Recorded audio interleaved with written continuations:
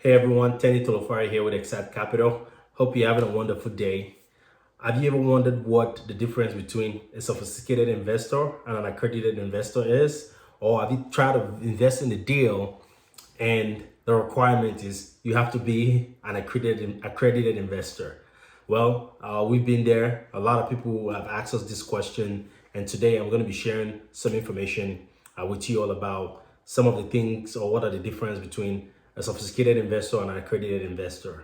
Again, my name is Tenny Tolofair with XSITE Capital, and thank you so much for joining. Now, sophisticated investors. Who are these? Sophisticated investor may also be called a non-accredited investor. Although not all non-accredited investors may be called sophisticated investors, sophisticated investors are defined by SEC as those who have sufficient knowledge and experience in financial and business matters to make them capable of evaluating and understanding a particular business investment. Now, if you understand the risk, the pros and the cons of a particular investment, you can be deemed a sophisticated investor. Now, here in the United States, sophisticated investors have very fewer investment opportunities available to them compared to accredited investors. And for you to kind of understand what it means, if we have a private offerings, especially 506B, you can only have about 35 sophisticated investors. That makes it impossible for a whole lot of sophisticated investors to come in on a deal.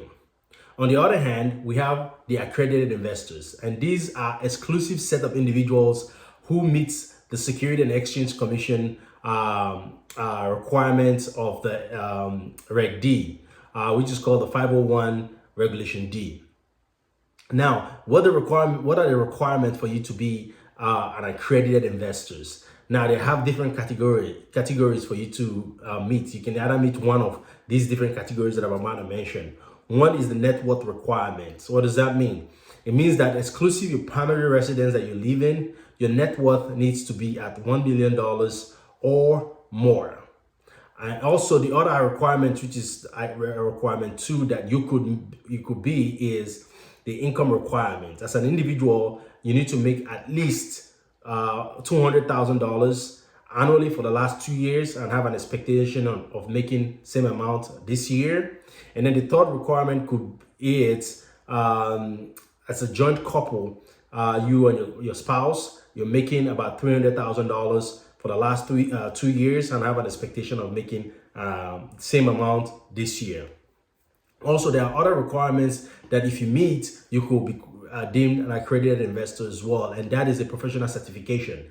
That means SEC has recognized an institution, SEC recognized institution giving you the accreditation status, right? That's another option as well. And then finally, a knowledgeable employee. So somebody working in an organization that does like syndication, an organization that does private funds. If you work in that kind of organization, you could be a trustee, you could be a director, you could be one of the co-founders. If you have an in-depth knowledge for over a year, you can be deemed an accredited investor as well. Now, what is the significance and purpose of one being an accredited investor?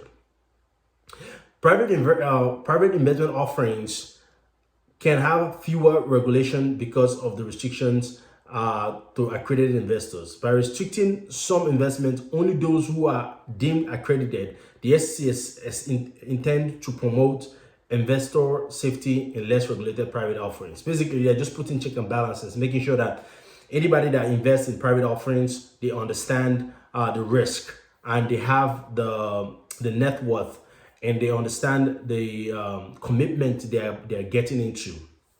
So the assumptions is that by meeting the accredited qualification status, the investor have an expert knowledge and sophistication to engage in any kind of offering that is or private offering that's available, or have the financial wherewithal to absorb any potential loss if that happens for any reason. So because of this, the SEC requires folks to be accredited. Now, my final thought between an accredited investor and sophisticated investors. Accredited investor status remains basically the gold standards for investors.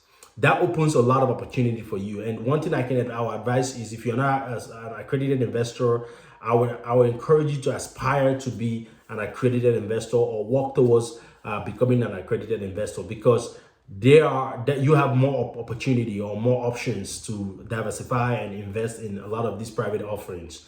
If you're a sophisticated investor, of course, there are a lot of opportunities. There are opportunities out there for you, but it's not as much as that for accredited investors.